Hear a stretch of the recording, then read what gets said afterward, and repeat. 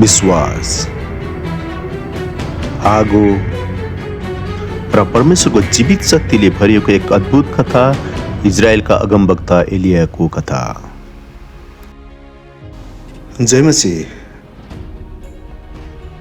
के तपाईँले कहिले सोच्नु भएको छ, जब पुरा राष्ट्र परमेश्वरबाट टाढा जान्छ तब परमेश्वरले कसरी केवल एकजना मार्फत इतिहास बदल्नुहुन्छ। आज हामी इजरायलका अगमवक्ता एलियाको कथा सुन्न जाँदैछौँ।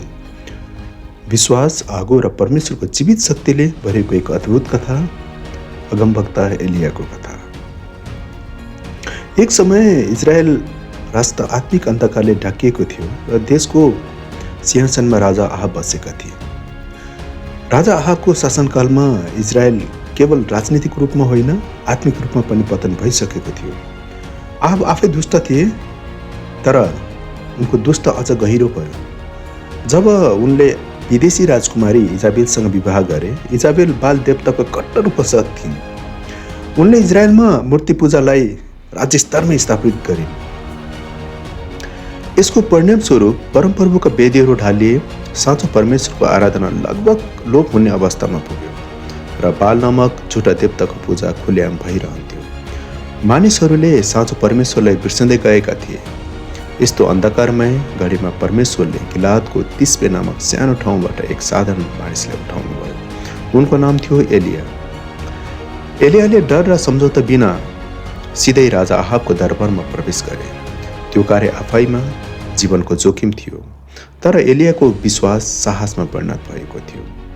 उहाँको हृदयमा परमेश्वरप्रतिको जोस आगो चाहिँ बलिरहेको थियो। डर र हिचकिचाहट बिना एलिया राजा आहाबको दरबारमा पुगे र साहसका साथ घोषणा गरे, परमप्रभु इजरायलका परमेश्वर जसको सेवा म गर्छु, उहाँको जीवित नाउँमा शपथ खाएर म भन्दछु कि मेरो वचन बिना आगामी केही वर्षभरि न त शीत पर्नेछ न केही पानी पर्नेछ। एलियाको मुखबाट निस्केको त्यो वचनसँगै आकाश बन्द भयो र इजरायलभरि भीषण खडेरी सुरु भयो।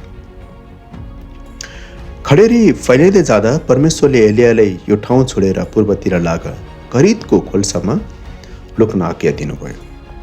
एक्लो सुनसान ठाउँमा हुँदा पनि एलिया एक्लो थिएनन्, किनकि परमेश्वर उहाँसँग हुनुहुन्थ्यो। बिहान र साँझ आकाशबाट कागहरू उड्दै आउँथे र रोटी तथा मासु ल्याइदिन्थे। खोलाको चिसो पानीले उहाँको प्यास मेटिन्थ्यो।